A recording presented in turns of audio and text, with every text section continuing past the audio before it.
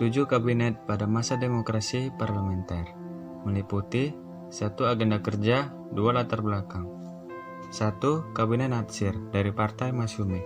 Agenda kerja yang pertama, mempersiapkan dan menyelenggarakan pemilu untuk memilih Dewan Konstituante. Yang kedua, menyempurnakan susunan pemerintahan dan membentuk kelengkapan negara. Yang ketiga, menyempurnakan organisasi angkatan bersenjata. Yang keempat, penguatan ekonomi rakyat. Dan yang kelima, penyelesaian masalah Irian Barat. Latar belakang, karena adanya mosi tidak percaya dari PNI mengakui pencabutan peraturan pemerintah DPRD dan DPRS. PNI menganggap peraturan pemerintah nomor 39 tahun 1950 mengenai DPRD terlalu menguntungkan Masyumi. Mosi tersebut disetujui parlemen sehingga Natsir harus mengembalikan mandatnya kepada presiden. 2. Kabinet Sukiman Suwiryo dari Partai Masyumi. Agenda kerja menjamin ketentraman dan keamanan, mengupayakan kemakmuran rakyat, memperbarui hukuman agraria untuk kepentingan petani, mempersiapkan pemilihan umum, menjalankan politik luar negeri bebas aktif, menyiapkan undang-undang tentang pengakuan serikat pekerja, perjanjian kerjasama, penentuan upah minimum, dan penyelesaian perselisihan buruh.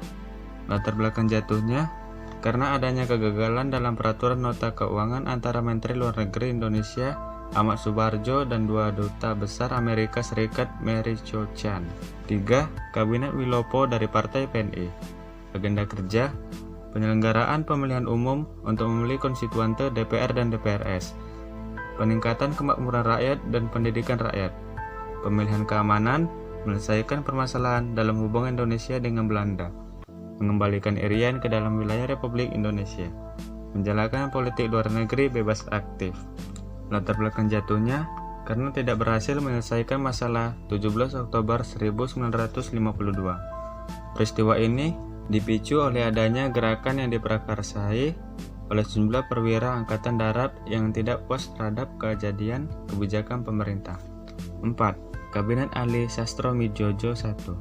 Agenda kerja peningkatan kemakmuran dan keamanan, penyelenggaraan pemilihan umum secepatnya, melaksanakan politik luar negeri bebas aktif, meninjau kembali persetujuan konferensi meja bundar atau KMB, dan menyelesaikan perselisihan politik.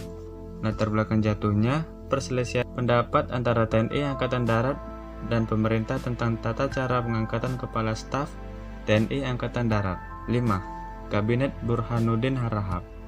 Agenda kerja mengembalikan kewajiban moral pemerintah, dalam hal ini kepercayaan Angkatan Darat dan masyarakat kepada pemerintah, melaksanakan pemilihan umum dan desentralisasi, memecahkan masalah inflasi dan pemberantasan korupsi, dan memperjuangkan pengembalian Irian Barat.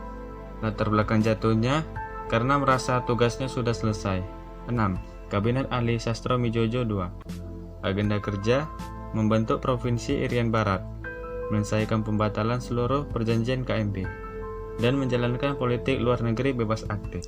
Latar belakang jatuhnya karena mundurnya sejumlah menteri dari Masyumi yang membuat kabinet hasil pemilu jatuh dan menyerahkan mandatnya kepada presiden. 7. Kabinet Juanda. Agenda kerja membentuk Dewan Nasional, menormalisi keadaan RI, melanjutkan pembatasan KMB, dan memperjuangkan Irian Barat. Latar belakang jatuhnya akibat pembubarannya sebagai dampak dari dekret Presiden 5 Juni 1959.